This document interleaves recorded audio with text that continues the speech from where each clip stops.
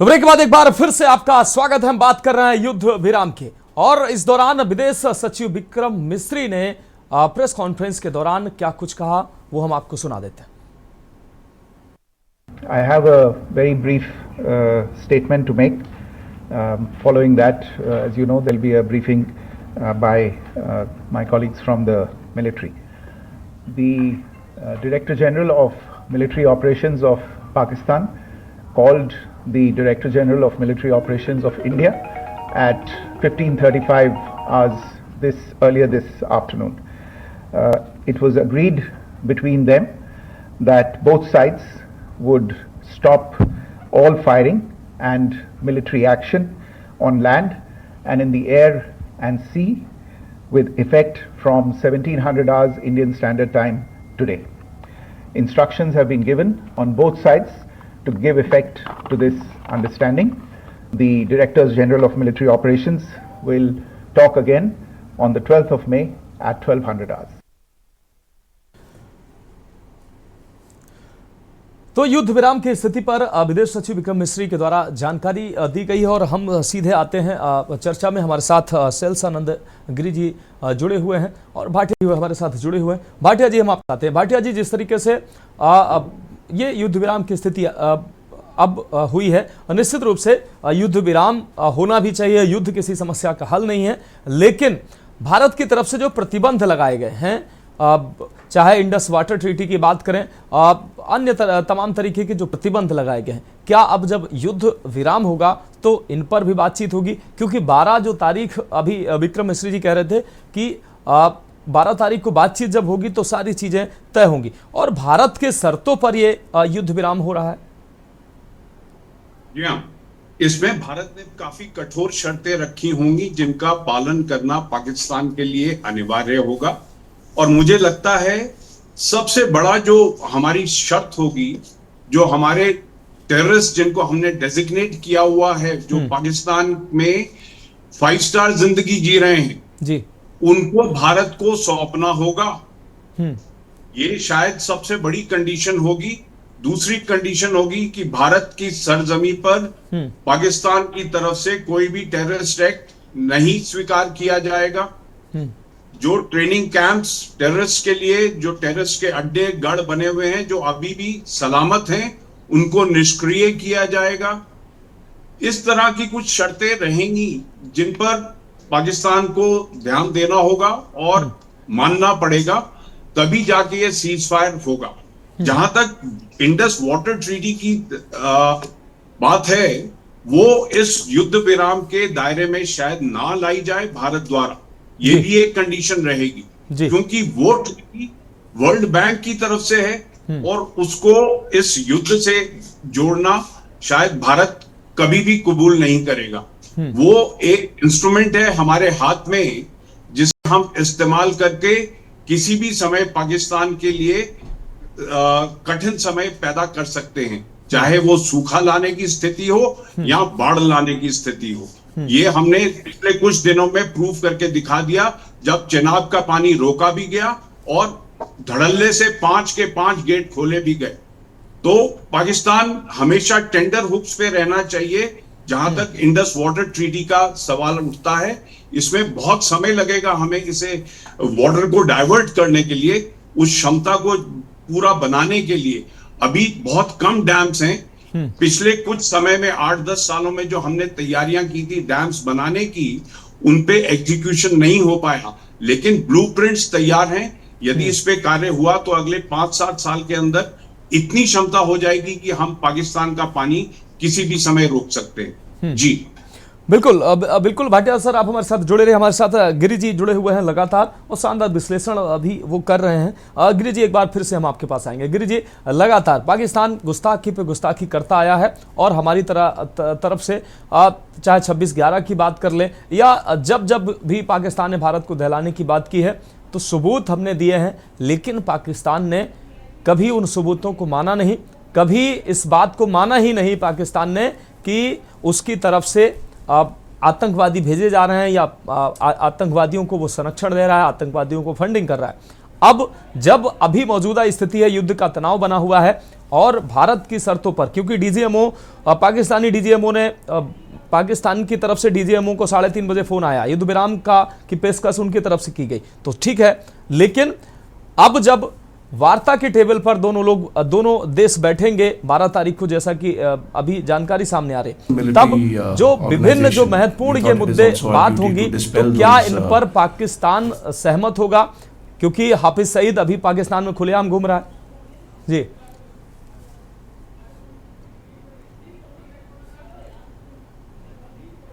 बाद में वो विश्व के सामने होएगा कि भाई मैं तो अब मैं आपको पाकिस्तान की मिस इन्फॉर्मेशन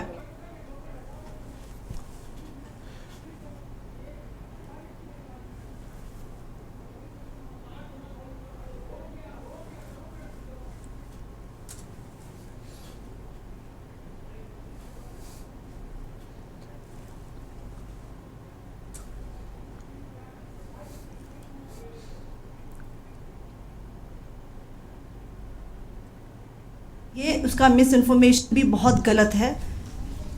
तीसरा, पाकिस्तान के मिस इन्फॉर्मेशन कैंपेन के मुताबिक हमारे एम्यूनिशन डम्प्स जो चंडीगढ़ और बियास में है उसका डैमेज हुआ, यह भी बिल्कुल गलत है। हमने आपको मॉर्निंग ब्रीफिंग में बताया था विद फैक्ट्स एंड फिगर के साथ कि ये सारी चीज़ें बिल्कुल सही सलामत हैं। अब मैं आपको बताना चाहती हूँ कि पाकिस्तान के एक प्रेस कॉन्फ्रेंस में ये बात की गई थी कि उनके सीनियर मिलिट्री ऑफिसर्स जो कि पूरी तरह से ये भ्रामक हैं और तथ्यों से दूर हैं कि पाकिस्तान की ओर से ये झूठा आरोप भी लगाया जा रहा है कि भारतीय सेना ने मस्जिदों को नुकसान पहुंचाया।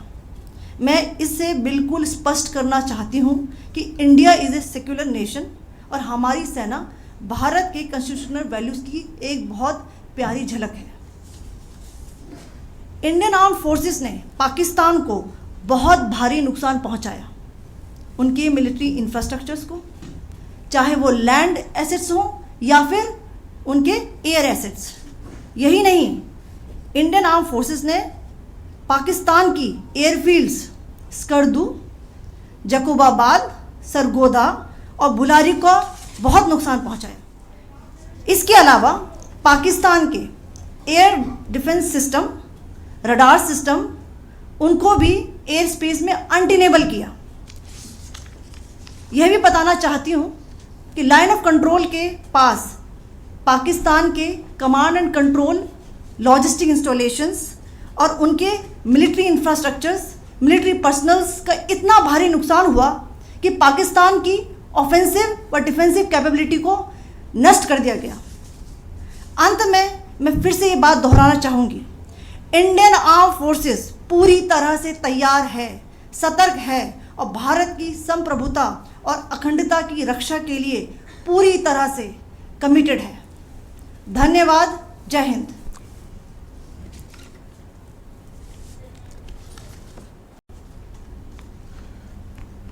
So several attempts were made by Pakistan on spreading a misinformation campaign, as we have seen for the last few days. There were attempts made to say that our S-400 at a northern base was destroyed, which was completely false, and that it was destroyed by a JF-17. It was a false information. Also, that the BrahMos installation was attacked and it was destroyed was false. The destruction of airfields at Srinagar, Jammu, Pathankot, Bhuj, Nalia, etc. was also a false claim. The forward ammunition dump at Chandigarh and Beas are also fit and fine, and we showed you these in the photographs in the morning briefing today. Also, there was a certain different way of miscampaign that the Pakistan conducted by its press conferences, which was conducted in a manner which were completely misleading and devoid of facts. Pakistan has been spreading fabricated allegations that the Indian armed forces have targeted mosques. Let us make this very clear here that India is a secular nation and the Indian armed forces are a reflection of our constitutional values. We hold every place of worship of all faiths in the highest regard. Our operations have been aimed exclusively at terrorist camps and facilities being used for anti-India activities. No religious sites, I repeat, no religious sites have been targeted by the Indian Armed Forces. Over the past few days, as we have seen, Pakistan all has suffered very heavy and unsustainable losses after it has given us an unprovoked attack on our installations. It has suffered losses in both land and air. There has been an extensive damage to the crucial Pakistani air bases like Skardu, Sargodha, Jacobabad and Bholari. In addition, a loss of AD weapon system and radars made the defense of Pakistani airspace untenable. Across the line of control, extensive and precise damage to military infrastructure and command control centers and logistic installations. Addition to that, 2 military personnel had led to complete breakdown of its defensive and offensive capability and also Pakistani morale.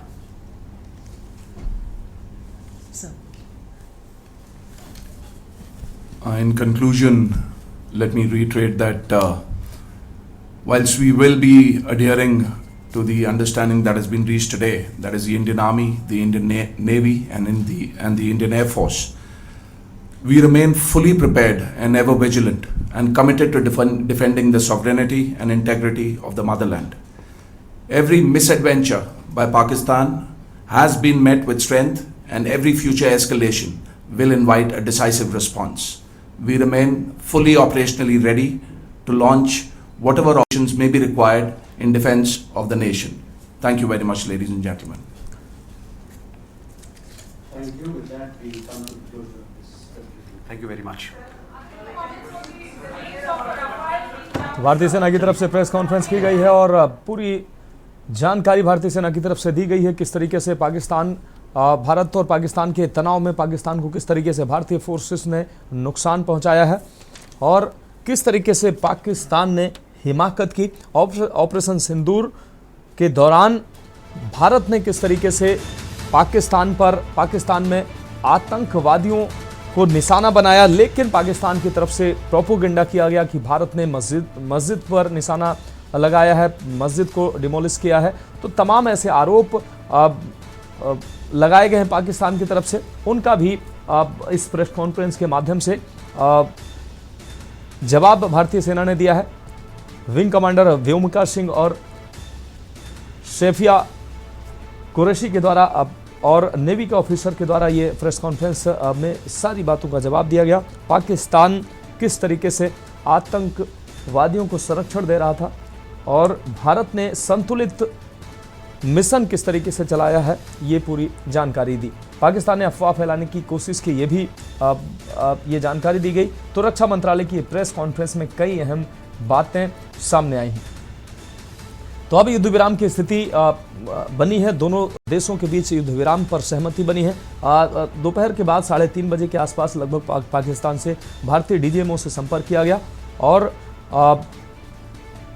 America के राष्ट्रपति Donald Trump के Twitter account से जब ये post सामने आई कि भारत और पाकिस्तान जो है वो संघर्ष विराम के लिए तैयार हैं, उसके बाद ये सारी चीज़ें स्पष्ट हुई। हालांकि भारतीय मीडिया में ये चर्चाएं शुरू हो गई, लेकिन अब विदेश मंत्रालय की तरफ से भारत सरकार की आधिकारिक जानकारी दी गई। उसके बाद ये तय हुआ कि अब भारत और पाकिस्तान में संघर्ष विराम तय हुआ है।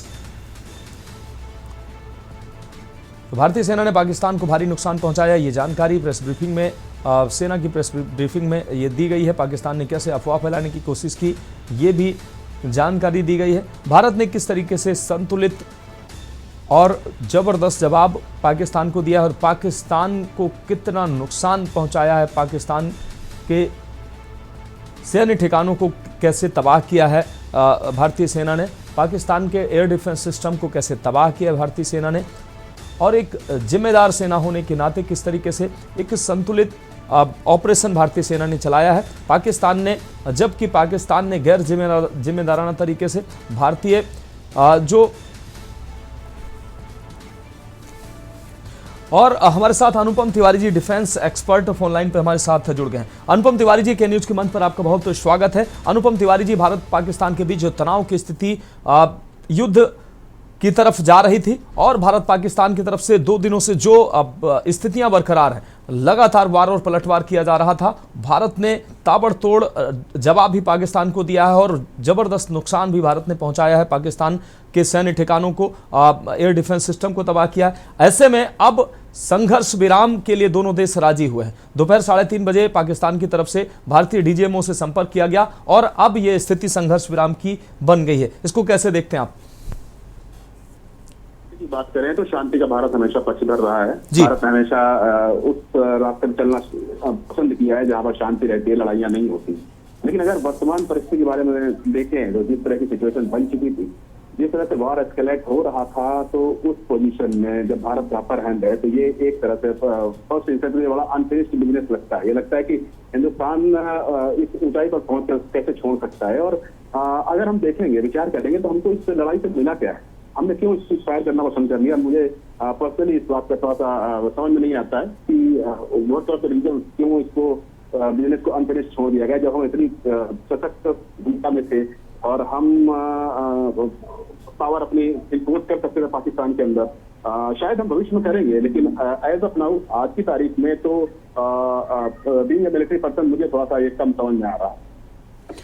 हाँ बिल्कुल अनुपम तिवारी जी, लेकिन अभी सीजफायर पर जो बातचीत 12 तारीख को होने वाली है, भारत की तरफ से तमाम प्रतिबंध पाकिस्तान पर लगाए गए हैं। इससे पहले भी तमाम ऐसी स्थितियां बनी हैं कि भारत और पाकिस्तान के बीच तनाव की स्थिति बनी है, लेकिन पाकिस्तान जो है गैर जिम्मेदार मुल्क जो है वो दुनिया में उसकी पहचान है। अब जैसा कि सामने आ रहा है सीज फायर की बात, क्या भारत की शर्तों पर यह सीज फायर हो रहा है? और जब सीज फायर के लिए दोनों देश एक टेबल पर बैठेंगे तो निश्चित रूप से भारत की तरफ से तमाम ऐसी शर्तें भी रखी जाएंगी, चाहे जो आतंकवादी हैं उनका प्रत्यर्पण की बात हो, पाकिस्तान की तरफ से जो फंडिंग, टेररिस्ट को फंडिंग की जा रही है, इस पर भी बात होगी। लगता है आपको कि पाकिस्तान अपनी आदत से बाज आएगा और पाकिस्तान सुधरेगा अब इसके बाद?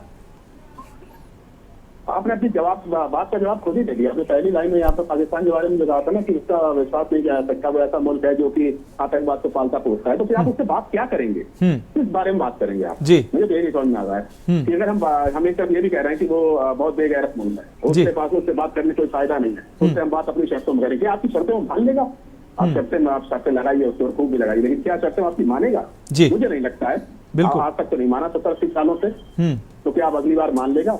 आप कह रहे हैं कि हमने सारे आतंकी ठिकाने नष्ट कर दिए, तो फिर कौन से आतंकियों की प्रत्यर्पण की बात कर रहे हैं? तो बहुत सारे सवाल हैं। देखिए थोड़ा सा तल्ख होना पड़ेगा। अगर आप, मैं तो बार यही कहता हूँ, हर चैनल से मुझे बुलाया जाता है और शायद आपकी बात लोग मुझे बुलाना बंद कर देंगे, लेकिन मैं अपनी बात की सच्चाई से नहीं हट रहा हूँ। मुझे लग रहा है कि एक ऐसा बिजनेस था जो कि अनफिनिश्ड रह गया है और इसको फिनिश होना चाहिए। तो आप बात किससे करने जा रहे हैं? आप उससे बात करने जा रहे हैं जो कि आतंकवादियों को सपोर्ट करता है, जो कि आतंकवादी उसकी स्टेट पॉलिसी है। आप उससे बात करते हैं, ये बात थोड़ा हजम नहीं होती। लेकिन चलिए, सरकार शांति की बात कर रही है तो शांति ही सही। हम तो वैसे भी गांधीवादी देश हैं, हम गांधी को पसंद करते हैं, तो अहिंसा की बातें करेंगे। हमारे लोग पहलगाम में मारे गए, हमारे काफी सैनिक शहीद हो गए हैं यहाँ पर ठिकाने की, पुंछ में, राजौरी में और जम्मू के आसपास। लेकिन चलिए, हम शांति की बात करेंगे। हमने हमेशा करी शांति की बात। बढ़िया, वेलकम मूव है।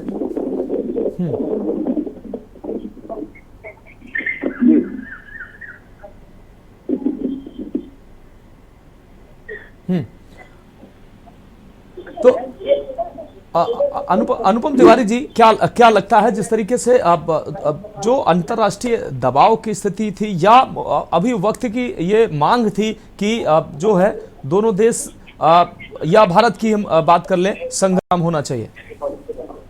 देखिए, अंतर्राष्ट्रीय दबाव तो जरूर था, बिल्कुल जरूर था, और ये पहले दिन से था। सरकार इस चीज को थोड़ा सा वर्णन कर रही थी, लेकिन अंतर्राष्ट्रीय दबाव था और खासतौर पर अमेरिका का दबाव था। अमेरिका जानता था कि अगर ये लड़ाई चली तो ये लड़ाई बहुत लंबी चलने वाली है, क्योंकि आजकल के वारफेयर का पैटर्न भी यही है कि जब भी लड़ाइयां शुरू होती हैं, आपने रूस यूक्रेन में देखा, हमने इजराइल गजा में देखा, ये लड़ाइयां लंबी चलती हैं। अब वो समय चला गया कि जब 10 दिन 15 दिन में लड़ाइयों का फैसला हो जाया करता था, क्योंकि वारफेयर के बहुत सारे डोमेन बढ़ चुके हैं।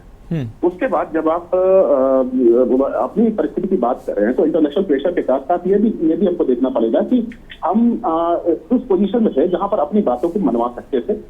कोई भी फील्ड हो, चाहे युद्ध का फील्ड हो, चाहे खेल का मैदान हो या कला का क्षेत्र हो, जब आप बहुत मजबूत पोजीशन में रहते हैं अपने पोजीशन के सामने, उस समय आप कोशिश करते हैं कि अपोजिशन को वहीं पर हम खत्म कर दें, अपोजिशन को वहीं पर उसकी सारी विशाख का खेल पूरा फिनिश कर। लेकिन हमने यहाँ पर, मुझे लगता है कि वही गलती अगर ये इतिहास में बार बार गलती करते रहे हैं, अब इसको हम इंटरनेशनल प्रेशर कहें या जो भी कहें, ये सरकार जाने। हो सकता है सरकार की मंशा भी, मैं सरकार को भी एक लिवरेज देना चाहता हूँ, हो सकता है सरकार कोई बड़ा गेम खेलना चाह रही हो, कुछ नई चीजें करना चाह रही हो, क्योंकि इस पूरी लड़ाई झगड़े के बाद एक चीज तो खुल के सामने आई है कि हम इंडस वाटर ट्रीटी पर बैकफुट नहीं जा रहे हैं फिलहाल तो, लेकिन हो सकता है 12 तारीख की बातचीत के बाद हम उस अभ्यास को भी वापस ले लें। हम कुछ भी कर सकते हैं, हम शांतिप्रिय देश हैं। लेकिन अनुपम तिवारी जी, बड़े सवाल है, आप डिफेंस एक्सपर्ट के तौर पर ये सवाल मेरा आपसे कि भारत को इस सीज फायर से हासिल क्या होने जा रहा है, क्योंकि पाकिस्तान का नेचर हम वर्षों से देखते आए हैं। पाकिस्तान सुधरा नहीं है, लगातार आतंकवाद को पोषित करता रहा है, फंडिंग करता रहा है और भारत में भेजता रहा है, भारत को हमेशा अस्थिर करने का प्रयास करता रहा है। अब इस स्थिति में भी लगातार अभी धमकियों की, अभी उनकी तरफ से धमकी आ रही थी कि भारत अगर नहीं माना तो हम भी ऐसा करेंगे वैसा करेंगे।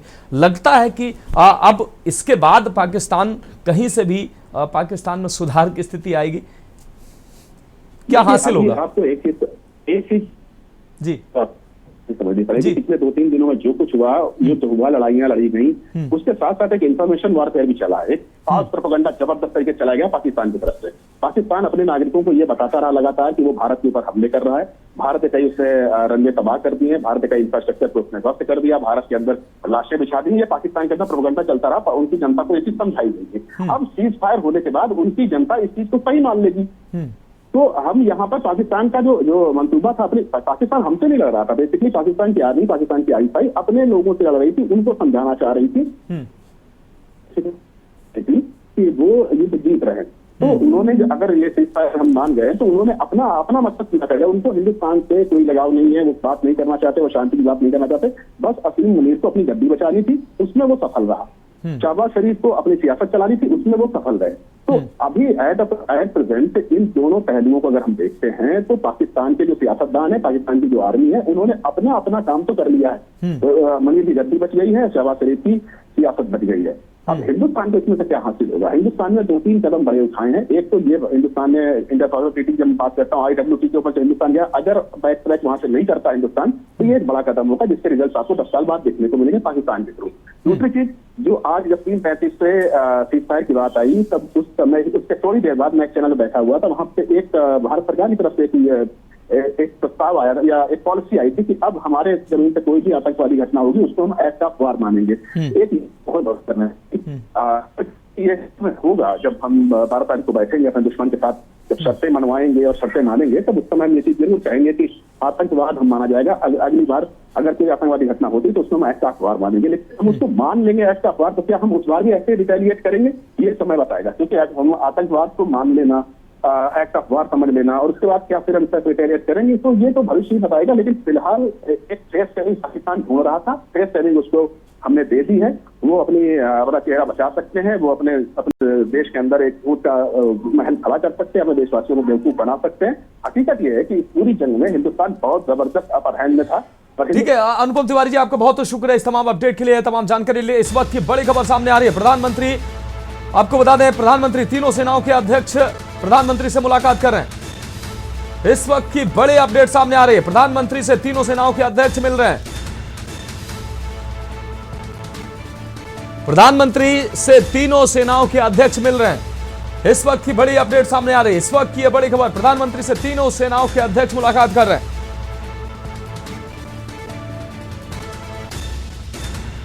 तो सीज फायर की खबरों के बीच प्रधानमंत्री से तीनों सेनाओं के अध्यक्ष ने मुलाकात की। आपको बता दें तीनों सेना अध्यक्षों के साथ सीडीएस भी मौजूद है। इस वक्त की बड़ी अपडेट निकलकर सामने आ रही है, सिंधु जल समझौता रद्द करने का फैसला बरकरार रहेगा।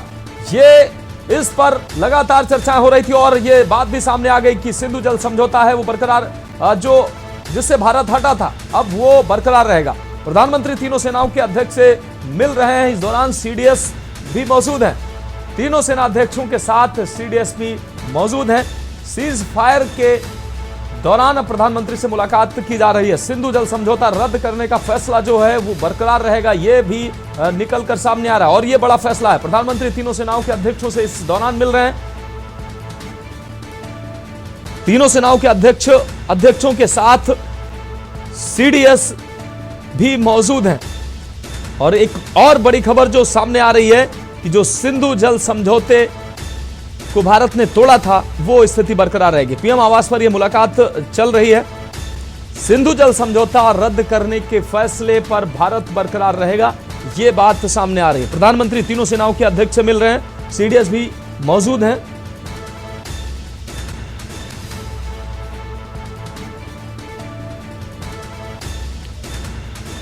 तो प्रधानमंत्री आवास पर सभी तीनों सेनाओं के अध्यक्षों के साथ सीडीएस भी मौजूद है। प्रधानमंत्री से है मुलाकात चल रही है।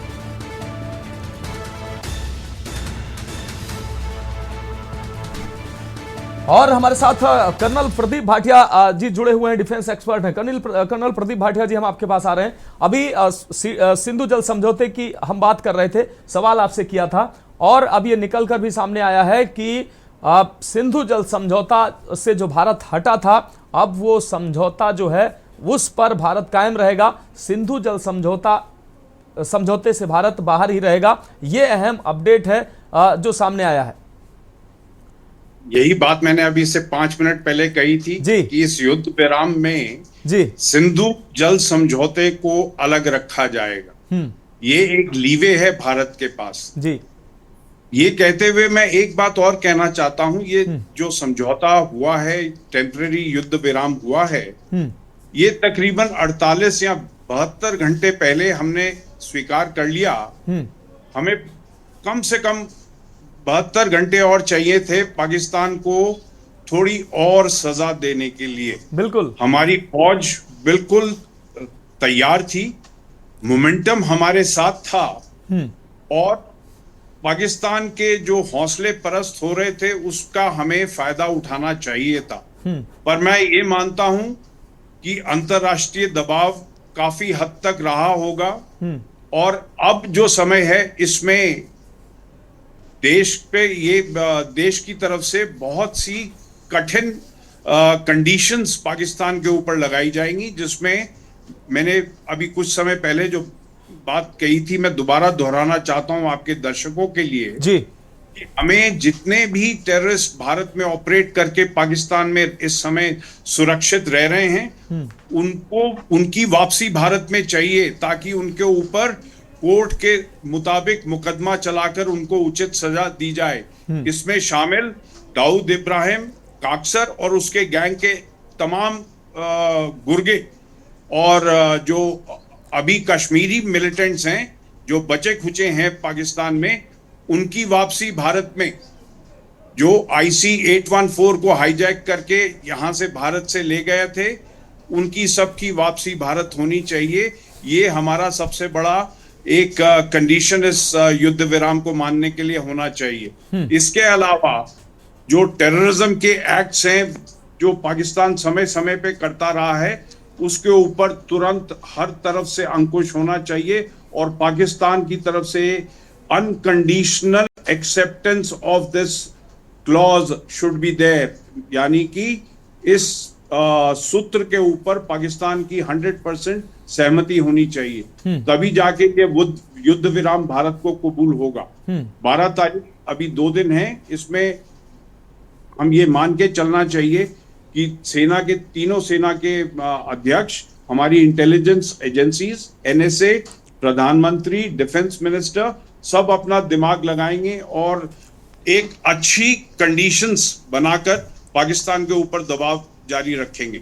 जी हाँ, बिल्कुल। कर्नल प्रदीप भाटिया जी, आप हमारे साथ जुड़े रहिए। इस दौरान जो सेना की प्रेस कॉन्फ्रेंस सामने आई है वो एक बार अपने दर्शकों को फिर से हम सुना देते हैं। सेना का क्या कहना है? नमस्कार, अब मैं आपको पाकिस्तान की मिस इन्फॉर्मेशन कैंपेन के बारे में अवगत कराऊंगी। पाकिस्तान ने यह क्लेम किया कि उसने अपने JF-17 से हमारे S-400 व ब्रह्मोस मिसाइल बेस को नुकसान पहुंचाया, जो कि बिल्कुल गलत है।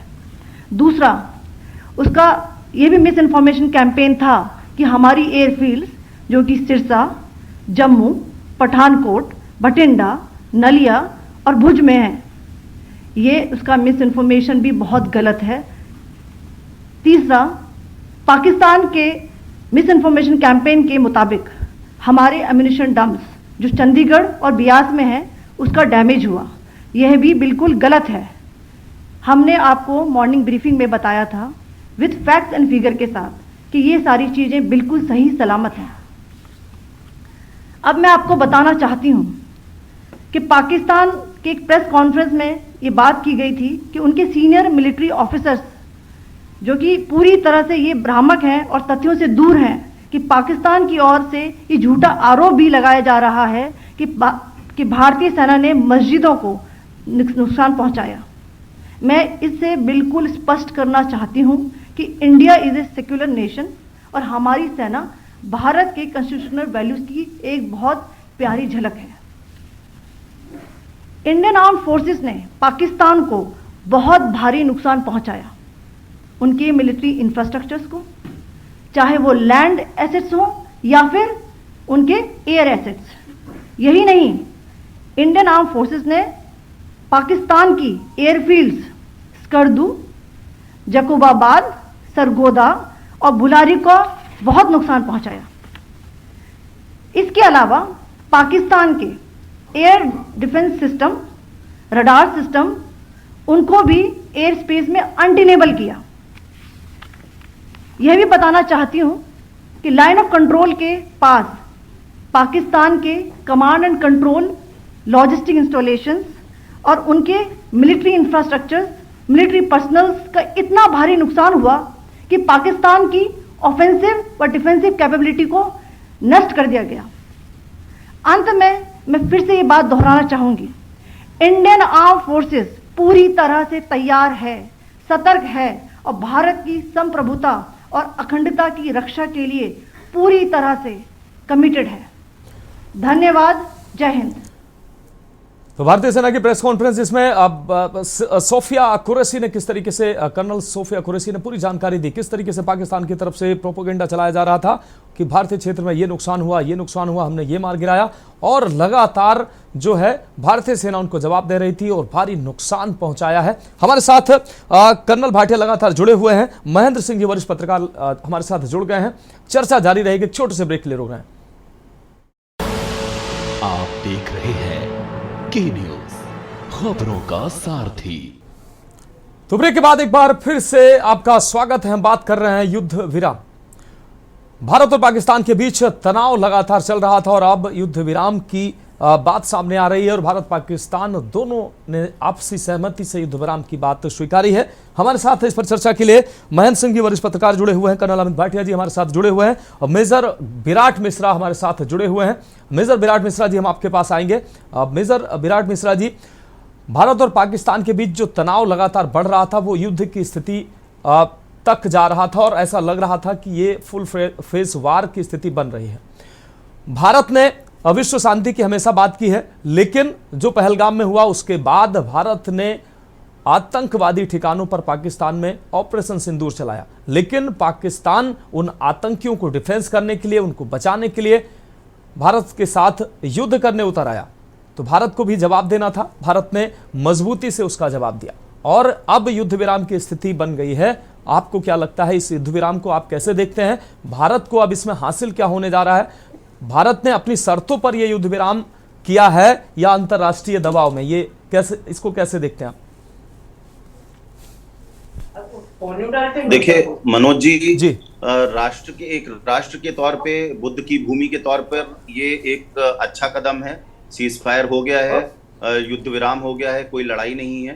पर सैन्य बलों की तरफ से अगर मैं इसको देखता हूं, मैं उसका हिस्सा रहा हूं, तो ये थोड़ा सा हताशा वाला कदम रहा है जी। भारत ने अपना अपर हैंड खोया है जी। और जो हमने बढ़त बना ली थी पाकिस्तान के ऊपर, वो हमारी बढ़त कहीं ना कहीं खो गई है। और जिस मंसूबे के साथ, जिस प्लान और जिस लक्ष्य के साथ हम चले थे कि हमें जो इनके आतंकी ठिकाने हैं उनको डिस्ट्रॉय करना था, उनको नस्तनाबूद करना था, वो कहीं ना कहीं अधूरा रह गया है। वो सपना, वो कोशिश, वो प्रयास कहीं ना कहीं अधूरा रह गया। और पाकिस्तान, ध्यान रहे मनोज जी, इतना दोगला देश है, इतना दोगला देश है कि आज तो ये सीज फायर कर लेगा, पर फिर 2 साल बाद, 2.5 साल बाद कोई नया यहाँ पे जनरल आ जाएगा, वो फिर इसी तरीके का दुस्साहस करेगा और फिर कोई पहलगाम घटित होगा और हमें कहीं ना कहीं ये बुरा लगेगा कि हमने आज की डेट पे ये सीज फायर कर लिया था। तो इस बात को हमें ध्यान रखना है हमें अपनी इंटरनल सिक्योरिटी को अगले 2 साल 3 साल में बहुत ज्यादा मजबूत करना होगा और ये देखना होगा कि इस युद्ध विराम के कहीं दुष्परिणाम ना हो जाए। सैन्य बलों की तरफ से मैं बस इतना चाहता हूं कि वो अपना मनोबल ना खोए, क्योंकि उन्होंने बढ़त बनाई थी, जबरदस्त मुंहतोड़ जवाब दिया था और पाकिस्तान की हालत पतली हो गई थी। इनके ना तो ड्रोन्स काम कर रहे थे, ना मिसाइल काम कर रही थी, इनकी हालत बहुत ज्यादा पतली थी। तो कहीं ना कहीं वो अपर एज हमने खोया है, बट फिर भी सीज फायर का हम वेलकम करते हैं। ये एक अच्छा कदम है, दोनों देशों में जो तबाही मच सकती थी वो रुक गई है, तो ये है। ठीक है सर, आप हमारे साथ जुड़े रहिए। हमारे साथ GS चौहान जी, रिटायर्ड एयर मार्शल, हमारे साथ जुड़े हुए हैं। सर, चर्चा में आपका स्वागत है जी। Sir sorry, I am not air marshal ji, I am retired squadron leader doctor Chauhan. Okay sir. Sir, आपसे मेरा सवाल, मैं अपने साथियों से कहूंगा कि नाम ठीक कर लेंगे।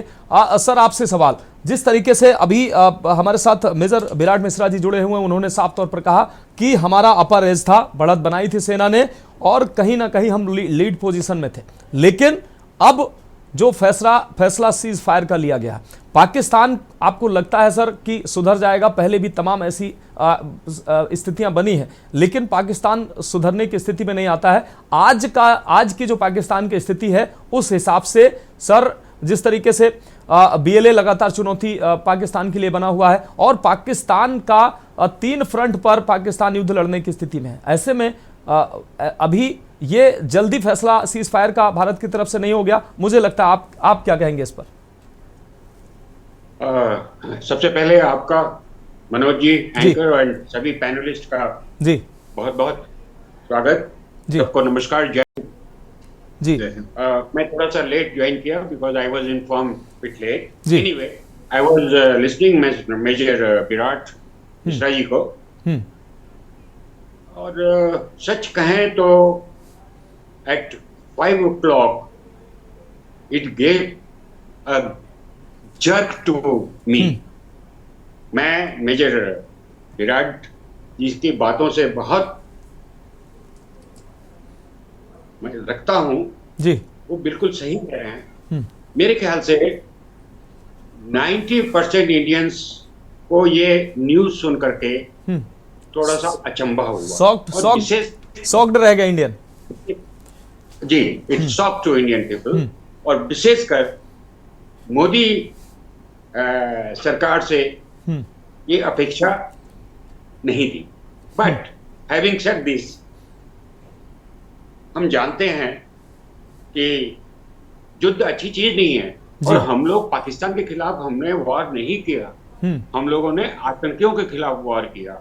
बिल्कुल। और हमारे जो बच्चियों को धर्म पूछ के, और केवल वो हिंदू धर्म नहीं पूछ रहे थे my dear friend, again I am repeating, कलमा केवल मुस्लिम ही पढ़ सकता है जी, क्रिश्चियन नहीं पढ़ सकता, बौद्ध नहीं पढ़ सकता, आई मीन और कोई भी धर्म दुनिया के हैं, वो ये सब चीज खतना केवल वही लोग करते हैं, बाकी तो ये जो था बहुत बड़ा ब्लो है to all of the religion people, all the religion. But चूंकि हमारे देश में हुआ इसलिए हम लोग बहुत ही दुखी हैं उस चीज से, और उसका जवाब एक ही था जो हमने स्टेप दिया 7 तारीख को, 6 तारीख को जी।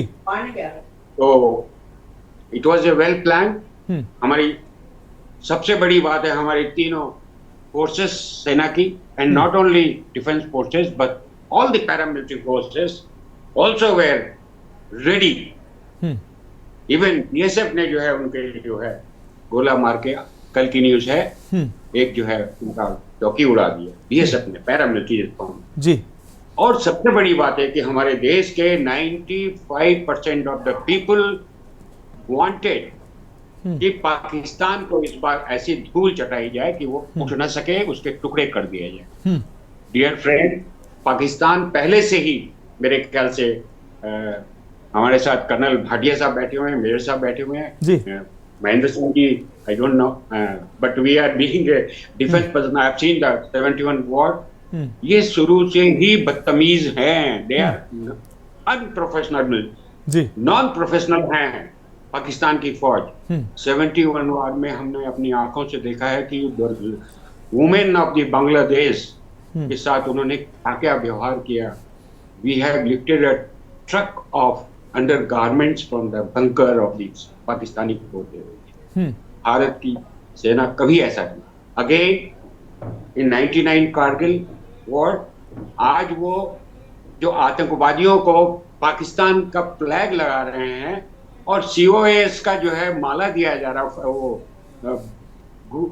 बुके दिया जा रहा है चीफ ऑफ आर्मी स्टाफ जी, एक आतंकवादी के जनाजे को।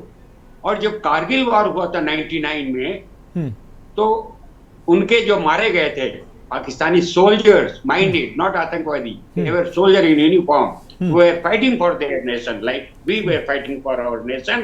जब उनको मारा गया, डेथ हुई उनकी, तो उन्होंने उनका जो है 100 लाश तक नहीं ली थी।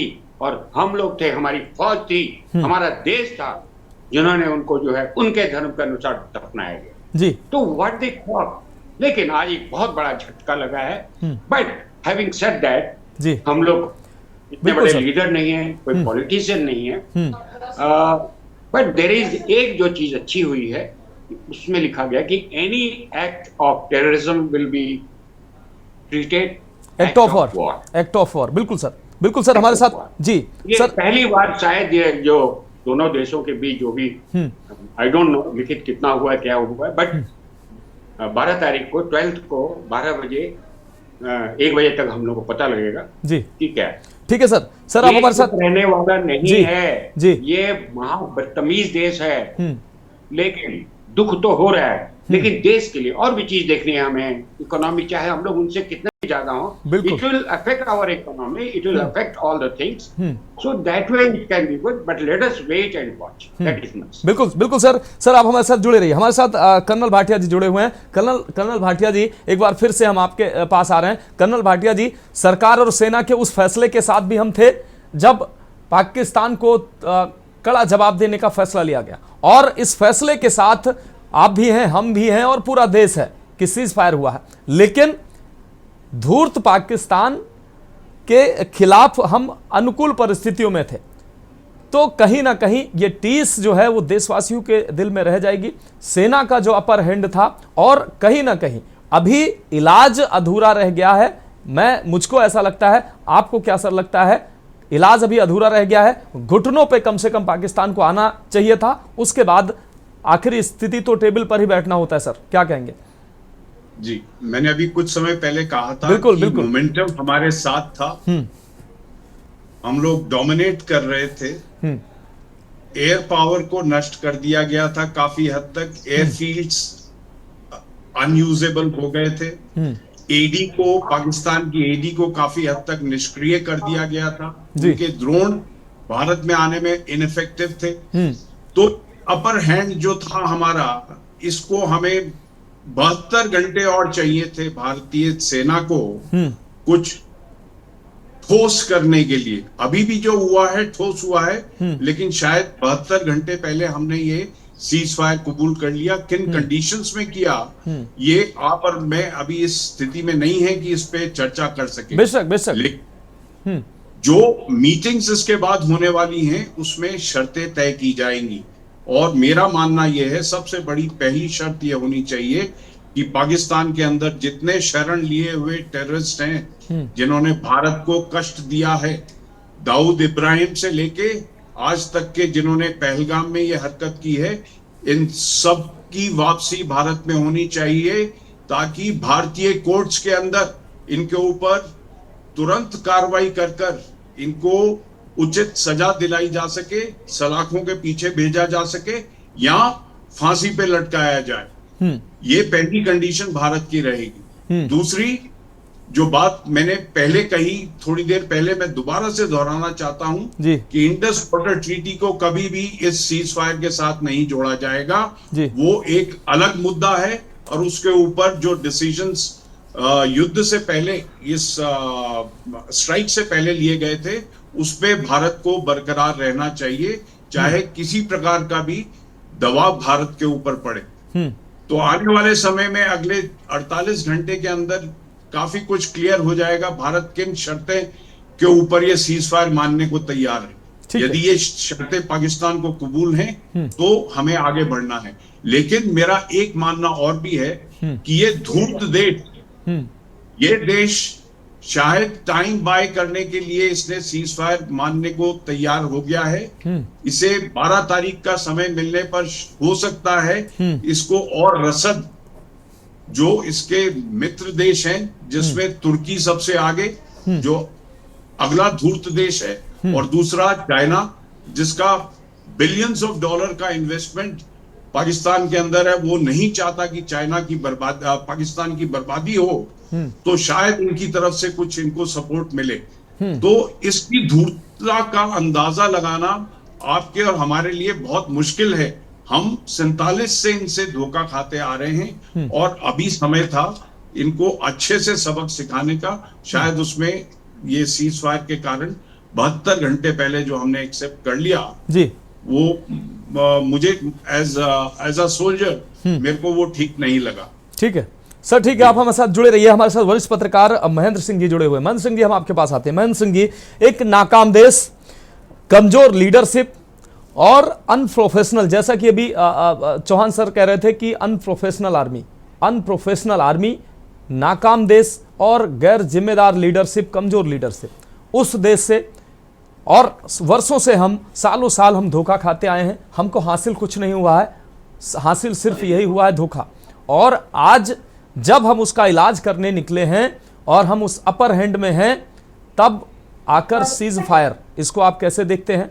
हालांकि हम तब भी सरकार के और सेना के फैसले के साथ थे, पूरा देश था और अभी भी हैं, लेकिन इसको कैसे आप देखते हैं? ये और एक महत्वपूर्ण बात जो अभी कर्नल साहब ने कही कि ये एक चाल भी हो सकती है उसकी, आप कैसे देखते हैं इसको? जी मनोज जी, जैसा कि हमारे तीनों डिफेंस एक्सपर्ट इस बात को बिल्कुल कह रहे हैं कि हम थोड़ा पहले हमने सीज फायर एक्सेप्ट कर लिया, ये बिल्कुल ठीक बात है कि पूरा जो जनमानस है जी, उसको रिप्रेजेंट कर रहे हैं लोग। हर भारतीय के अंदर ये था कि जरा 1-2 रात और मिल जाता, क्योंकि कल तक तो हम उनको डिस्ट्रॉय कर रहे थे, उनकी सारी जितनी एयर डिफेंस सिस्टम्स हैं वो सब कुछ। आज अगर कुछ वो हरकत करता तो वो उसको बहुत ज्यादा झेलना पड़ता, मतलब उसकी जितनी स्ट्रेंथ थी। अभी हम हमारे जितने भी डिफेंस एक्सपर्ट हैं या जो अभी विदेश सचिव की प्रेस वार्ता हुई है, उसमें भी ये कहा गया है कि हमने उनकी रीढ़ की हड्डी तोड़ दी है। लेकिन अब आम जनमानस का तो यही था कि अब रीढ़ की हड्डी तोड़ दी है तो जरा उनको पैरों तले लेके आओ, उनको जरा कुचलो, और ऐसा कुचलो कि कम से कम जो बलूचिस्तान है उसको आजाद कराओ, जो पीओके है उसको अपने में मिलाओ और लाहौर तक घुस के जाओ, वहां पर फिर चाय पियो बैठ के, तब बात बननी चाहिए थी। ये आम जनमानस के अंदर ये फीलिंग तो निश्चित तौर पर है, क्योंकि 2-3 दिन से हम लोग जिस तरीके से देख रहे हैं कि वो पूरी ताकत के साथ भारत पे हमला कर रहा था, पूरी ताकत के साथ, और हमने उसको मतलब जैसे दिवाली के पटाखे होते हैं उस तरीके से हमने उनको डिस्ट्रॉय किया, और हमारा कोई खास नुकसान नहीं हुआ। कहीं कहीं वो डेब्रीज गिरी हैं, कहीं एक आध गिरा है उनका। तो ये हम बहुत अपर हैंड में थे, इसमें कहीं कोई दो राय नहीं, और ये ऐतिहासिक मौका था, इसमें भी कहीं कोई दो राय नहीं। ऐतिहासिक मौका था कि उसको अपनी शर्तों पे लाते, और ये जो मुनीर है इसको भी एक सबक मिलता, क्योंकि ये प्रोफेशनल आर्मी का चीफ नहीं है, ये एक धार्मिक चीफ जैसा व्यवहार करता है। तो इसको भी सबक सिखाना जरूरी था, ये कुछ करना चाहिए था। अभी तो सिर्फ ये कहा जाए कि हमने पहलगाम का बदला लिया है, पहलगाम का बदला ले लिया, इसमें कहीं कोई दो राय नहीं। लेकिन जो हमारी पेंडिंग बदले थे, मतलब जो आम जनमानस, भारतीय जनमानस का एक था कि यार इसको कोई तो ऐसा आए लीडरशिप में जो सबक सिखाए, सेनाओं को मौका दे। ये मौका मिला, सेनाओं ने दिखाया, तो ये तो था। अब लेकिन ये भी है एक सच्चाई कि कितने दिन तक हम इंगेज करेंगे युद्ध में, और एक इज्जत के साथ निकलने का जब मौका मिलता है किसी युद्ध से, तो वो भी एक मौका देखा जाना चाहिए। अभी हमें यहाँ पर इंटरनेशनल बिरादरी हमारी शर्तों पर हमें एग्जिट करने का मौका दे रही है, एक तरीके से ये कहा जाए। हमने जो शर्तें रखी, अभी इंडस वाटर्स ट्रीटी पे बात नहीं हुई है कि उस पे क्या होना है, जो अभी खबरें आ रही हैं, बाद में क्या होगा पता नहीं।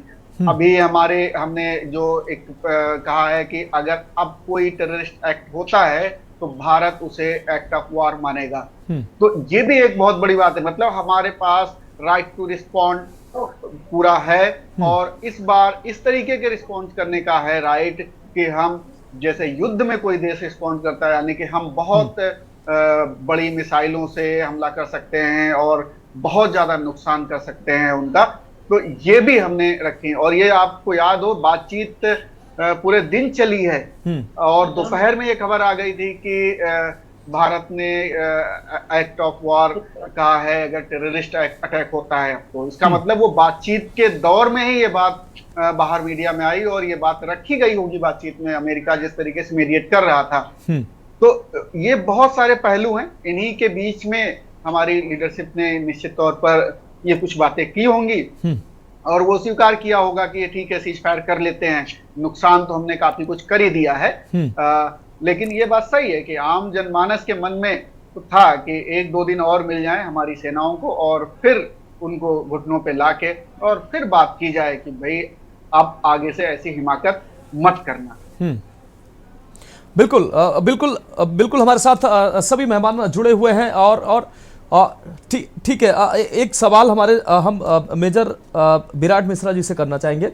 मेजर विराट मिश्रा जी, वैसे तो हम लोग मोहम्मद गौरी और पृथ्वीराज की कहानियां सुनकर बड़े हुए हैं, लेकिन अभी किसी तरीके का ऐसा सवाल करने की आप 3 महान विभूतियां यहाँ बैठी हुई हैं, उनके सामने सवाल करने की और हमारी हैसियत नहीं है। लेकिन एक सवाल मेरा आपसे, जिस तरीके से अभी कर्नल साहब ने कहा कि एक चाल हो सकती है समय लेने की, दूसरी तरफ अभी उन्होंने ये भी कहा कि 72 घंटे कम से कम और चाहिए थे, तो घुटनों पर हम कहाँ लाए हैं। प्रधानमंत्री ने एक वक्तव्य में कहा था कि कल्पना से परे सजा मिलेगी। क्या ये स्थिति है, कल्पना से परे पाकिस्तान को सजा मिल गई है, या अभी इलाज अधूरा रह गया? सर फोन अनम्यूट कर लीजिए। अभी आ रही? जी जी बिल्कुल सर। जी, कल्पना से परे तो कुछ भी नहीं हुआ है। कल्पनातीत हो सकता था पर वैसा हो नहीं पाया।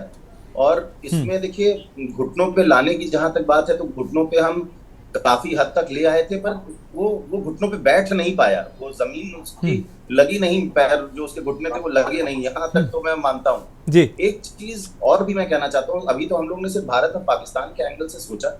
मैं अभी जब ये सुन रहा था कर्नल सर को और बाकी सारे पैनलिस्ट को, महेंद्र सिंह जी को, तो मैं ये सोच रहा था कि बलोच लिबरेशन आर्मी के जो लड़ाके हैं, जिनको बहुत उम्मीद रही होगी कि ये जो भारत पाकिस्तान युद्ध चल रहा है, इसमें हो सकता है कि वो छिटक के एक अलग देश या अलग प्रांत बना लें अपना, वो बहुत डिसअपॉइंटेड होंगे इस सीज फायर से। और दूसरी चीज, जो हमारी भारत की जनता है उसके मन में, जो हमारी आर्म्ड फोर्सेस हैं, उसके लिए सम्मान बढ़ गया है पिछले 3 दिन 4 दिन 10 दिन में। जो ये हमले चल रहे थे उनके लिए सम्मान बढ़ गया है। तीसरी चीज मैं ये कहना चाहूंगा कि भारत की जो फोर्सेस हैं उनकी जो आत्मसम्मान है और उनके जो कॉन्फिडेंस है उसमें कमी ना है, इसके लिए प्रधानमंत्री जी, जो हमारे रक्षा मंत्री जी, इन लोगों को तुरंत ही उन लोग को बुला के उनका सम्मान करना चाहिए, उनसे मिलना चाहिए और उनकी पीठ थपथपानी चाहिए। चौथी चीज, ये जो अभी पूरा घटनाक्रम हुआ, इसमें हमने देखा कि तुर्की और चीन के जो वेपन प्लेटफॉर्म्स थे वो यूज किए गए। उनका जब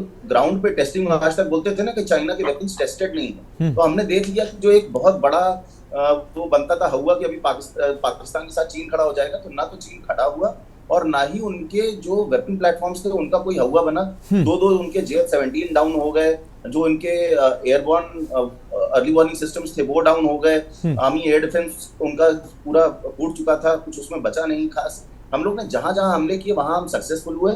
और हमारे जो ड्रोन्स हैं, जो इंडिजिनस ड्रोन्स हैं, जो कामिकाज़ी ड्रोन्स थे, कुछ उसमें इजरायली ड्रोन्स भी थे, तो वो बहुत ही सफल तरीके से उन्होंने इन लोगों की जगह पे जाके हमला किया, मारा।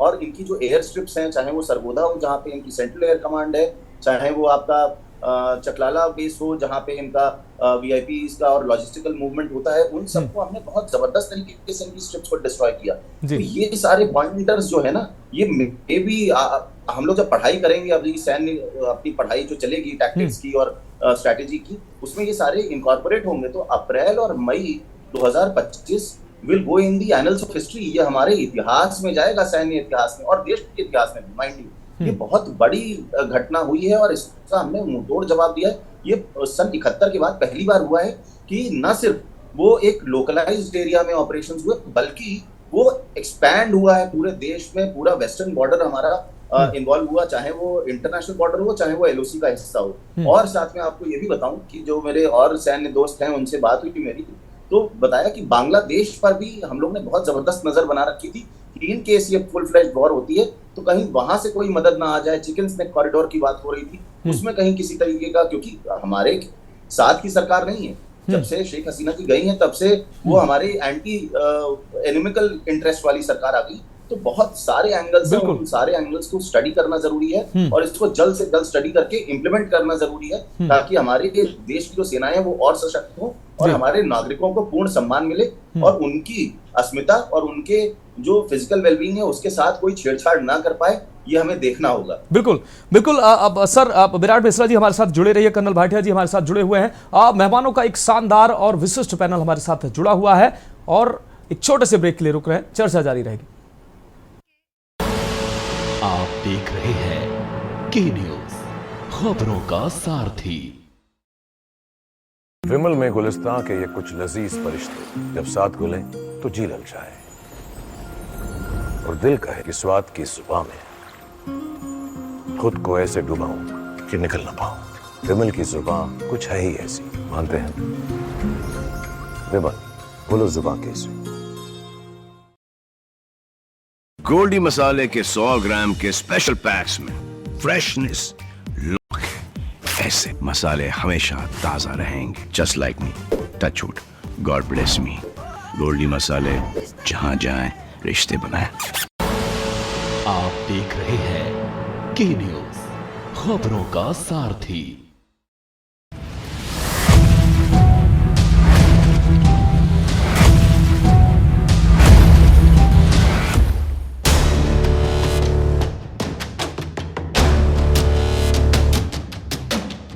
देश के हर गांव, हर शहर उठेगी खबरों की लहर। रोज होगी आपकी बात, जब मैं करूंगी देश की बात। आप देख रहे हैं के न्यूज, खबरों का सारथी। विमल में गुलिस्तां की ये कुछ लजीज फरिश्ते जब साथ घुले तो जी ललचाए और दिल कहे कि स्वाद की जुबां में खुद को ऐसा डुबाऊं कि निकल ना पाऊं। विमल की जुबान कुछ है ही ऐसी, मानते हैं ना? विमल, बोलो जुबां कैसी? आप देख रहे हैं के न्यूज, खबरों का सारथी।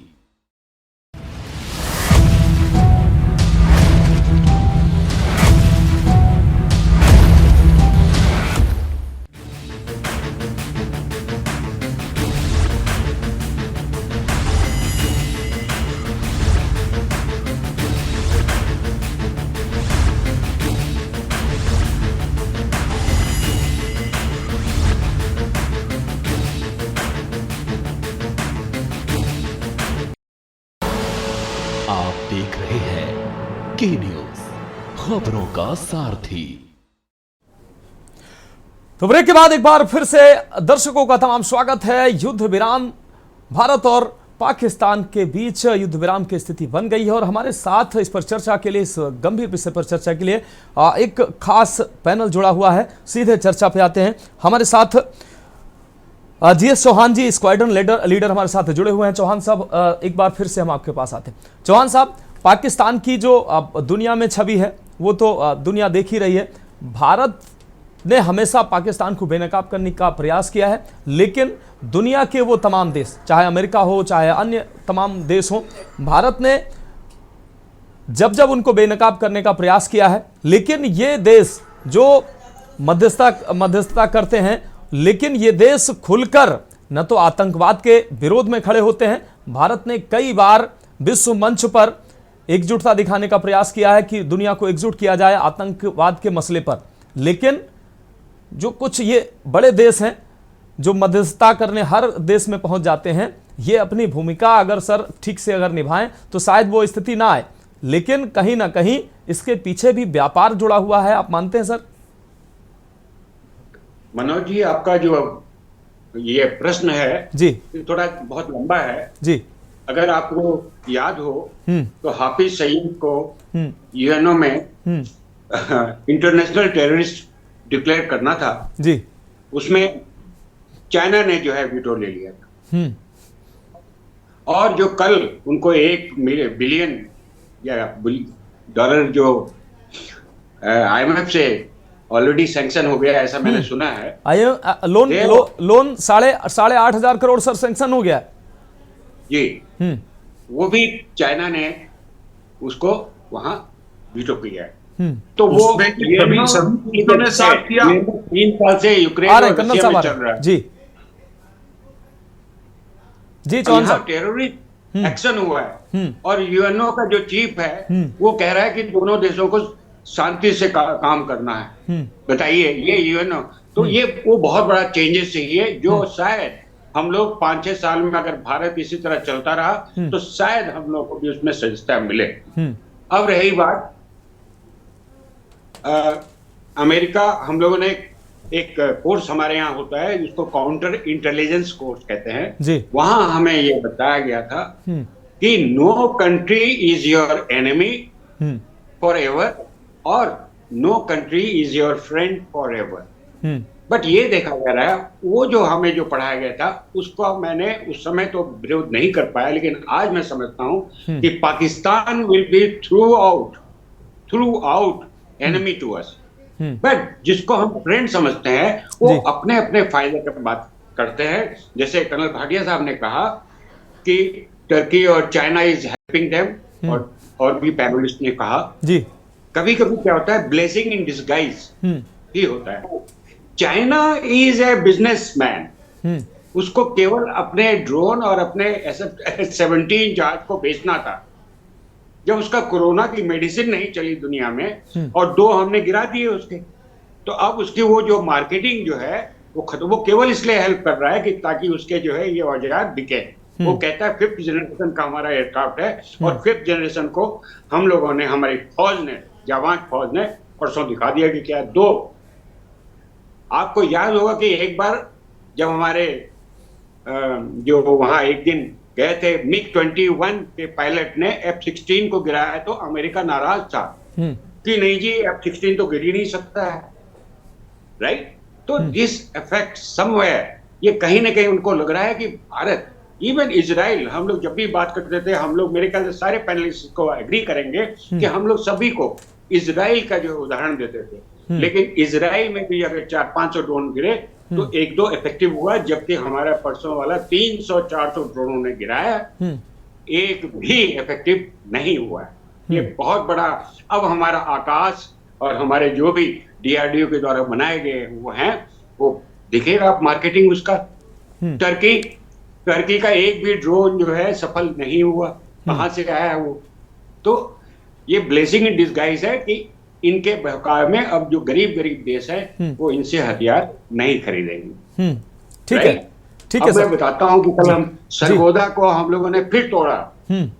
हमारे विंग कमांडर गौतम साहब थे, बार टू महावीर चक्र 65 वॉर में उन्होंने सरगोदा को नष्ट किया था, अगेन 71 वॉर में सेम सरगोदा एयरपोर्ट को नष्ट कर दिया था। एंड ही लैंडेड, उनका अगला जो है टायर जो है वो काम नहीं कर रहा था, ही landed at the back of A truck.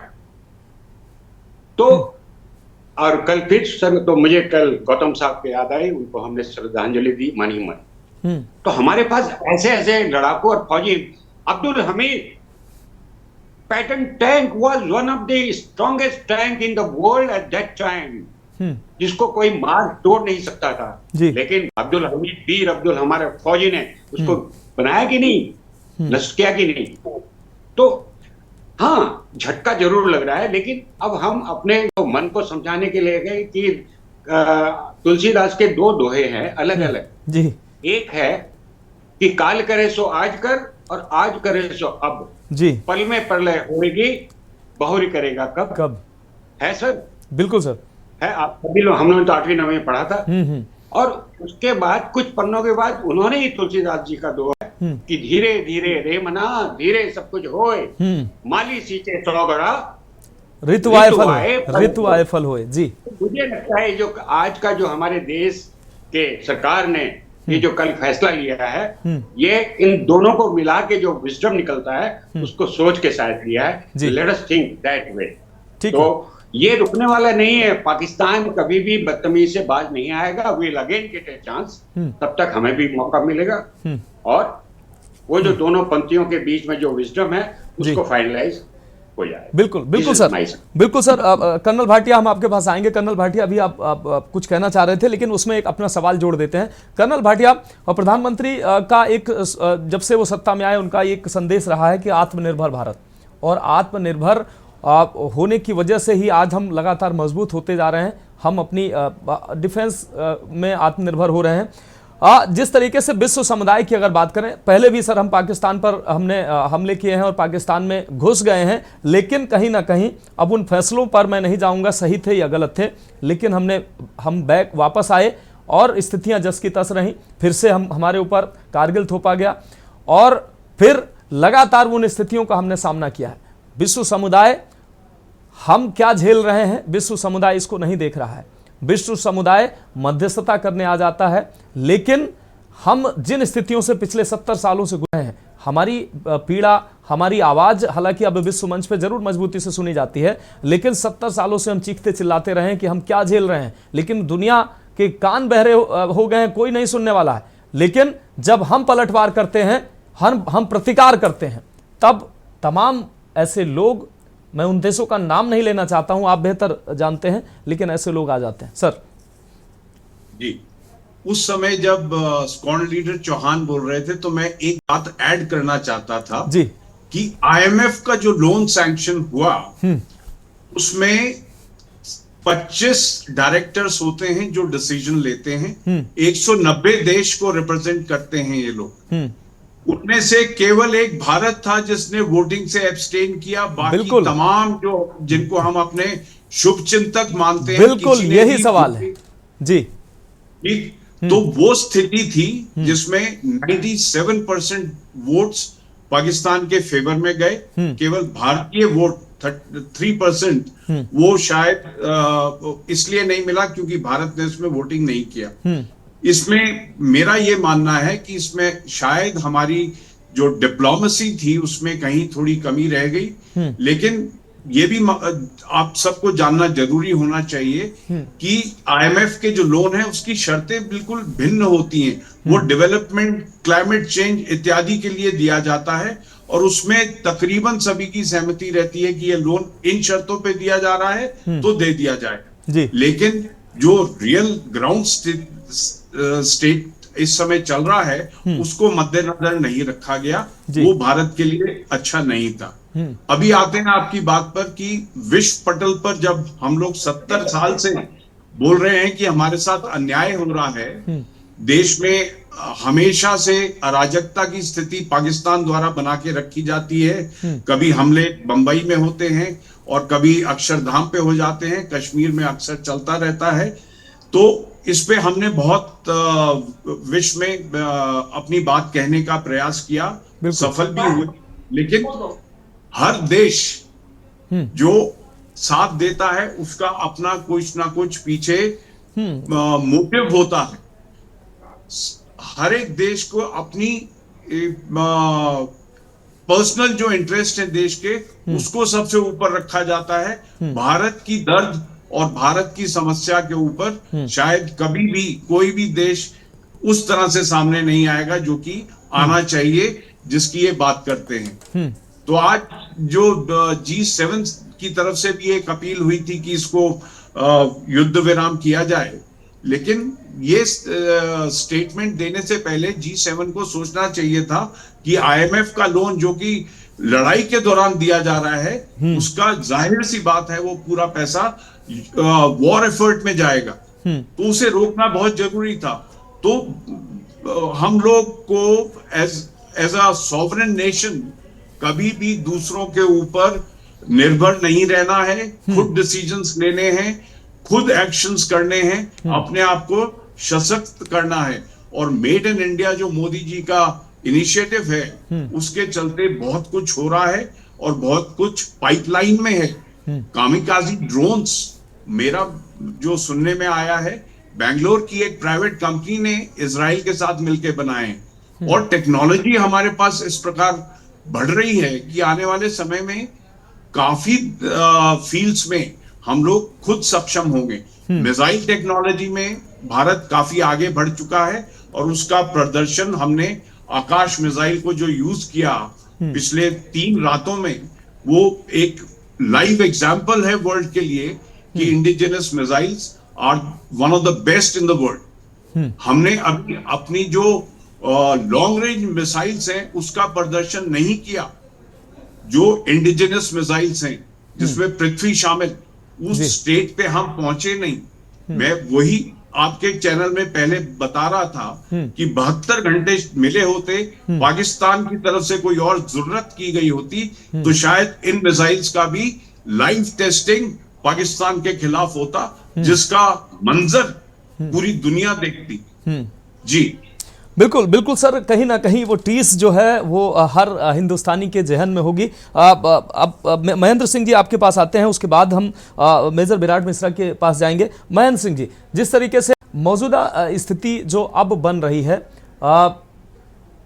हम युद्ध के मुहाने पे थे, लेकिन कहीं ना कहीं अब जो है वो उस स्थिति से हम निकल आए हैं, क्योंकि अब समझौता होने की स्थिति आ गई है, युद्ध विराम हो गया है।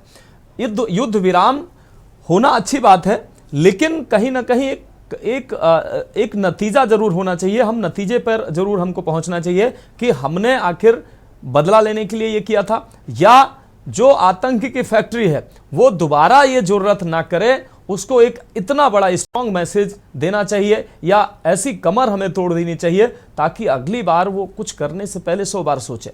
तो क्या वो स्थिति बन पाई? और हमने वो मैसेज, अगर हम कम से कम सिर्फ मैसेज की अगर बात करें तो मैसेज हम देने में कामयाब रहे हैं? देखिए, मैसेज देने में तो कामयाब रहे, और वो गिड़गिड़ाता रहा अमेरिका के सामने, सऊदी अरेबिया के सामने, पाकिस्तान कई दिनों से कि आप कुछ करिए जिससे कि ये युद्ध रुके। उसको मालूम था कि इसकी गंभीरता कितनी हो सकती है जी। यूं ही अमेरिका और सऊदी अरेबिया इसमें नहीं कूदे हैं। हमारी तो कोई गरज नहीं थी कि हम कहते कि अमेरिका से कि युद्ध रुकवा दीजिए। निश्चित तौर पर पाकिस्तान गिड़गिड़ाता रहा है कि आप युद्ध रुकवाइए, किसी भी हाल में युद्ध रुकवाइए। तो वो एक उसके लिए एक सेफ पैसेज अमेरिका ने तैयार किया। अमेरिका थोड़ा पक्षपात तो करता ही है पाकिस्तान के फेवर में, उसको बहुत सारा अपना इंटरेस्ट है वहां पर उस टेरिटरी में, तो वो करता रहता है।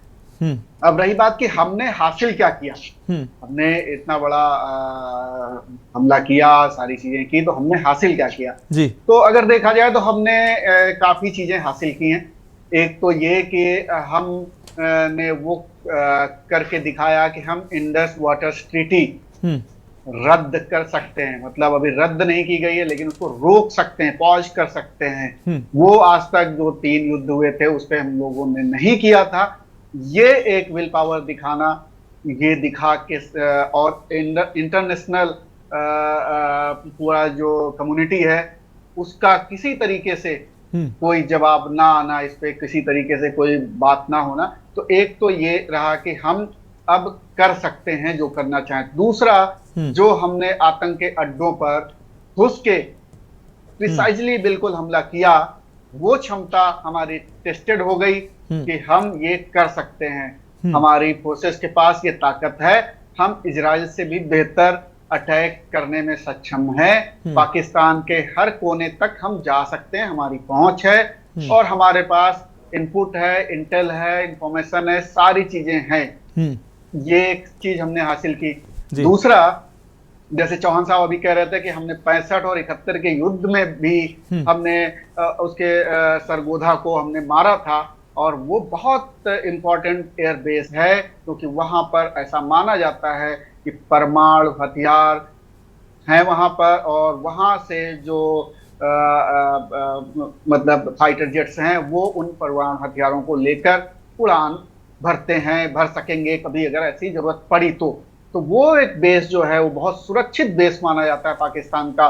वहां पर हमने इस बार भी अटैक किया, यानी वहां तक हमारी पहुंच है। जिस चीज की वो धमकी देता रहता है कि हम परमाणु संपन्न है, तो वो परमाणु उन्हीं के देश में वहीं पे खत्म किए जा सकते हैं। ये भारतीय सेनाओं ने शायद इस बार टेस्टिंग कर ली है कि तुम कहां कहां रखोगे, तुम्हारे जो 40-45 बेस हैं वहां हर बेस तक हमारी पहुंच है, हम वहां तक जा सकते हैं।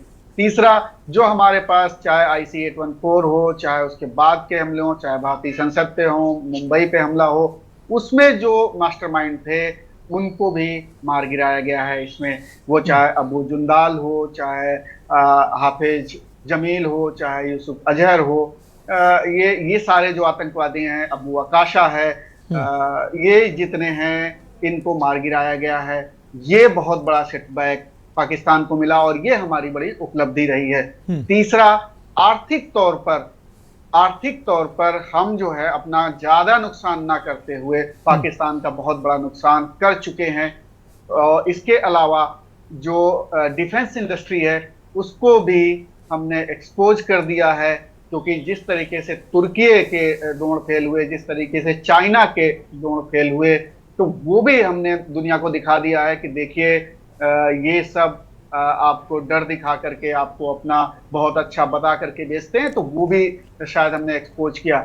इंटरनेशनल लेवल पे हमारी जो फोर्सेज हैं उनका जो एक पहले से ही वो अच्छी मानी जाती रही, इंडियन जो फोर्सेज हैं उनको दुनिया की बेहतरीन फोर्सेस में माना जाता रहा, और इस बार ये फिर साबित कर दिया है कि हम वाकई में दुनिया के सर्वश्रेष्ठ फोर्सेस में से एक हैं। हम कम इक्विप्ड भले हों, लेकिन हम American forces, Russian forces, Israeli forces से कहीं भी कमतर नहीं हैं। बिल्कुल, ये एक बार फिर साबित हो गया। और जैसा कि जीएस चौहान साहब कह रहे थे कि हमने 65 में भी उनको मारा, जब हम बहुत कम इक्विप्ड थे, हमने 71 में भी मारा, और हमने करगिल युद्ध में भी मारा उनको। निश्चित तौर पर हमारी फोर्सेज प्रोफेशनल फोर्सेज हैं और किसी भी युद्ध में पाकिस्तान जीता नहीं है, उसको हमेशा हानि हुई है। तो हमने क्या इससे अचीव किया, इस पर फोकस करने की ज्यादा जरूरत है। हम अपनी शर्तों पर निकले हैं, और हमने एक तरीके से वहां से जब DGMO का फोन आया तब हमने उस बात को माना।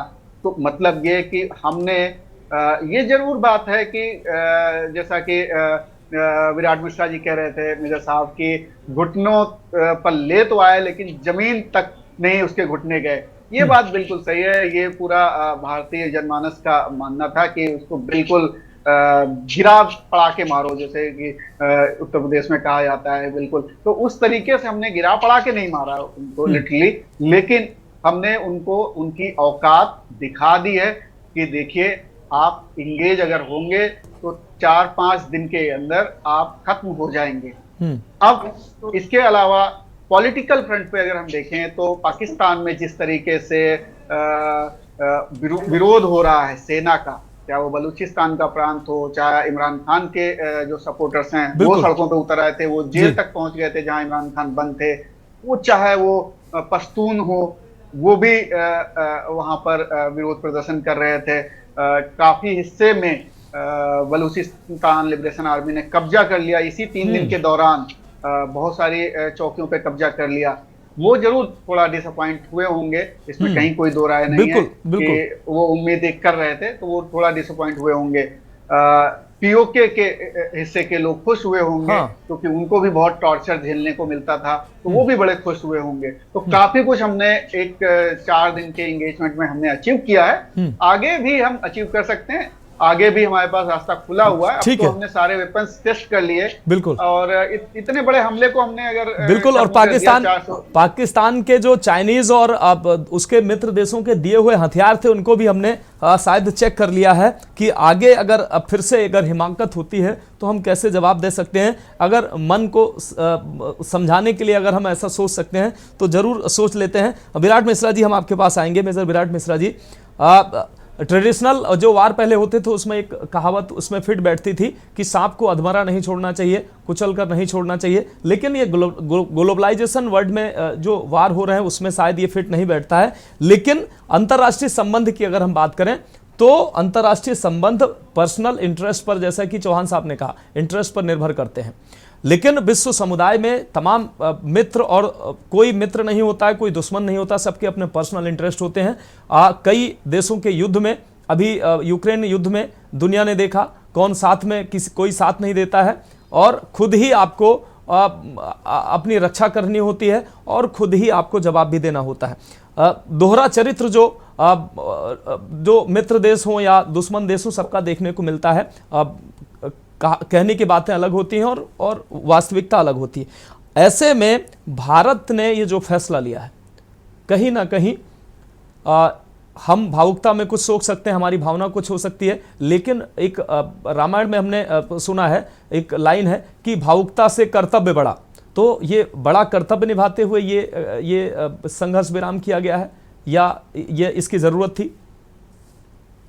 मनोज जी, भावुकता से जो आम जनता है वो चलती है, फौजी की भावुकता से नहीं चलते। पहली चीज, बिल्कुल, अगर आप भारत का ये सीजफायर देखेंगे तो शांति की ओर तो कदम है, पर कोई रोल बैक नहीं होना चाहिए, कोई रीसेट नहीं होना चाहिए। बेशक कि जैसी स्थिति थी वैसी ही स्थिति वापस से हो जाए, ये नहीं होना चाहिए। उसके अलावा जो हमने वाटर, यानी कि जो हमने इंडस वाटर ट्रीटी को कैंसिल किया, उससे बहुत बड़ा आघात लगा है पाकिस्तान को, उसको चलते रहने देना चाहिए। दूसरा, ट्रेड, इनके साथ अभी कोई भी ट्रेड नहीं करने की जरूरत है। तीसरी चीज, डिप्लोमेसी, हमने अपने लोग घटाए हैं, अपनी एम्बेसी से 30 पे ले आए, उतना ही रखिए कई साल तक, इनको नानी याद दिला दीजिए। चौथा, जो हमने साइकोलॉजिकल एडवांटेज लिया है या लेना चाहिए था, वो शायद हम पूरा नहीं ले पाए, पर जो भी हमने साइकोलॉजिकल एडवांटेज लिया है उसको पूरा चलाएं। 1 मिनट का मैं आपसे समय लूंगा और थोड़ा सा इतिहास के बारे में बताऊंगा। 1948 में जब कबायलियों ने हमला किया भारत के ऊपर, तो भी हमने इसी तरीके का एक टैक्टिकल सीजफायर कर दिया। स्ट्रेटेजिक लॉस था वो, पर टैक्टिकली हम जीत गए। तो यहाँ पे भी मुझे कुछ ऐसा ही लग रहा है कि टैक्टिकली तो हम जीत गए, पर स्ट्रेटेजिकल लॉस है हमारा। दूसरी चीज, उस समय भी 30% हमारा जो कश्मीर का हिस्सा था वो चला गया। 1965 की वॉर देखिए, उसको भी हम अंजाम तक नहीं ले गए, भारत ने उसको काफी हद तक जीता और फिर उसके बाद रोक दिया। 1971 में आपके पास 93,000 कैदी थे पाकिस्तान के, आपने उनको जाने दिया। आपने इतने स्ट्रेटेजिक एडवांटेजेस बनाए, अपना चिकन नेक कॉरिडोर आप चौड़ा कर सकते थे बांग्लादेश के साथ। आप पाकिस्तान में जितनी जगह अंदर घुस गए थे, वहां पे आप ज्यादा अपना लैंड ले सकते थे, वो बार्गेनिंग चिप के तौर पे यूज हो सकती थी, वो जाने दिया आपने। 1999 में कोई मिलिट्री रेपरकशन पाकिस्तान के ऊपर खास पड़ा ही नहीं, कोई इकोनॉमिक रेपरकशन हुआ ही नहीं। हमने इतने 2000 सैनिक खोए, उसमें इतने ऑफिसर्स, इतने जवान मारे गए, पर उसका कोई स्ट्रेटेजिक एडवांटेज हमें मिला नहीं। आज भी जो ये युद्ध हुआ या युद्ध से पहले की जो स्थिति बनी, इसमें भी हमने वो स्ट्रेटेजिक एडवांटेज खो दिया है, टैक्टिकल एडवांटेज ले लिया है। तो मेरे ख्याल से लॉन्ग टर्म पे ये बहुत अच्छी चीज तो नहीं हुई है मिलिटरीली, बिल्कुल। इसके जो अच्छे पक्ष हैं हमें वो देखने की जरूरत है। तो उसमें मैं बस यही कहूंगा कि अब जब सीजफायर की घोषणा हो चुकी है और 2 दिन बाद डीजीएमओ को मिलना है, तो भारत अपने उस वीर जवान जो कुलभूषण यादव वहां पे पकड़े गए थे 10 साल पहले, उनको अब छुड़ा के लाए। बहुत समय हो गया, बहुत नाटक हो चुका है, 10 साल हो गए। बोले बिल्कुल क्लियर कट पाकिस्तान को, हमें कुलभूषण यादव वापस चाहिए, वो एक महान देशभक्त आदमी है, उसको वापस लाने की जरूरत है। दूसरी चीज, जो डीजीएमओ है वो आगे अगले 10 साल की पर्सपेक्टिव प्लानिंग के साथ मिलके एक जबरदस्त स्ट्रैटेजी बनाए कि हमें आगे क्या करना है, और डीजी जो अपने इंटेलिजेंस हैं उनको भी लेके साथ में बैठे और जितनी इंटेलिजेंस एजेंसीज हैं उसके साथ जबरदस्त घेरा बनाने की जरूरत है। अब ये जाने देने का समय नहीं कि जो हो गया सो हो गया, हमने ये जो सब चलता है का एटीट्यूड छोड़ना पड़ेगा हमें और अपने लक्ष्य पे ध्यान केंद्रित करके अपने देश को सशक्त और सुदृढ़ बनाना पड़ेगा, ये मेरा मानना है। बिल्कुल, भारत की शर्तों पर ही यह संघर्ष विराम होना चाहिए, ये मैसेज जरूर होना चाहिए और इसी पर संघर्ष विराम होना चाहिए। बहुत शुक्रिया आप तमाम विशिष्ट मेहमानों का हमारे साथ जुड़ने के लिए। कर्नल प्रदीप भाटिया जी आपका बहुत शुक्रिया, जी हाँ चौहान साहब आपका भी बहुत शुक्रिया, और विराट मिश्रा जी आपका भी बहुत शुक्रिया, और वरिष्ठ पत्रकार आदरणीय महेंद्र सिंह जी आपका भी बहुत शुक्रिया चर्चा में हमारे साथ जुड़ने के लिए। तो भारत का एक एक नागरिक सरकार और सेना के उस फैसले के साथ था, और आज जब संघर्ष विराम है तो भी देश अपनी सेना और सरकार के साथ है। लेकिन भारत के जो वर्षों से झेलता आया है उससे कुछ सीखते हुए कम से कम जब 12 तारीख को भारत वार्ता की टेबल पर बैठे तो कम से कम उन चीजों को जरूर गौर करे कि भारत अपनी शर्तों पर संघर्ष विराम करे, ताकि आने वाले समय में फिर से पाकिस्तान जुर्रत ना करे भारत की तरफ फिर से आंख मैली करने की। तो फिलहाल युद्ध विराम में इतना ही, मुझे दीजिए इजाजत और आप देखते रहिए के न्यूज इंडिया। आप देख रहे हैं के न्यूज, खबरों का सारथी।